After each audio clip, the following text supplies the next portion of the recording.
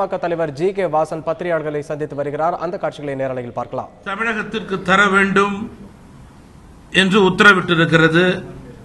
மேலும் 4 வாரத்திற்குள் காவிரி மேலாண்மை வாரியத்தை அமைக்க வேண்டும் என்று உத்தரவிட்டிருக்கிறது.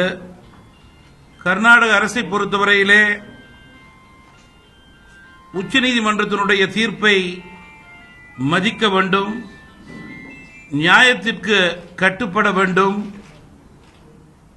மனிதாபிமான அடிப்படையிலே செயல்பட வேண்டும், கூட்டாட்சி தத்துவத்திற்கு எடுத்துக்காட்டாக செயல்பட வேண்டும். மேலும் இந்த உத்தரவுக்கு பிறகு கர்நாடகத்திலே சட்டம் ஒழுங்கை 100% நிலைநாட்டி தமிழகத்தில் இருக்கின்ற கர்நாடக மக்களுக்கு பாதுகாப்பு கொடுக்க வேண்டியது கர்நாடக அரசினுடைய முதல் கடமையாக இருக்கிறது. மேலும் கர்நாடக தமிழகத்தினுடைய எல்லையிலே செல்லக்கூடிய வாகனங்கள் மக்களுக்கு எந்தவிதமான சேதம் பாதுகாப்பும் கொடுக்க வேண்டும். அத்தகைய நிலையை கர்நாடக அரசு உறுதிப்படுத்திக் கொள்ள வேண்டும் என்று நான் கேட்டுக்கொள்ள விரும்புகிறேன்.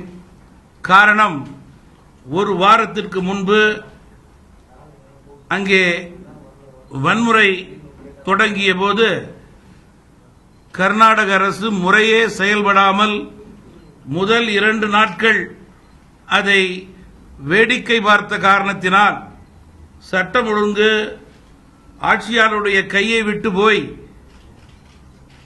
டெல்லியிலே இருந்து ராணுவத்தை கொண்டு வரக்கூடிய நிலை ஏற்பட்டதை நான் நினைவு கூற விரும்புகிறேன்.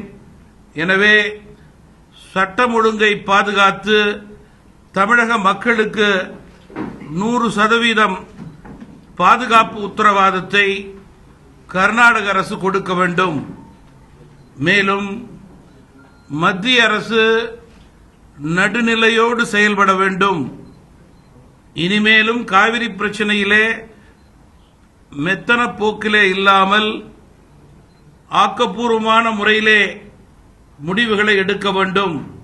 அதன் அடிப்படையிலே நீண்ட வருடங்களாக எதிர்பார்த்து கொண்டிருக்கின்ற காவிரி மேலாண்மை வாரியத்தை 4 வாரத்திற்குள் உச்சநீதிமன்றத்தினுடைய தீர்ப்பின்படி முறையாக சரியாக அமைக்க வேண்டும் என்று கேட்டுக்கொள்ள விரும்புகிறேன்.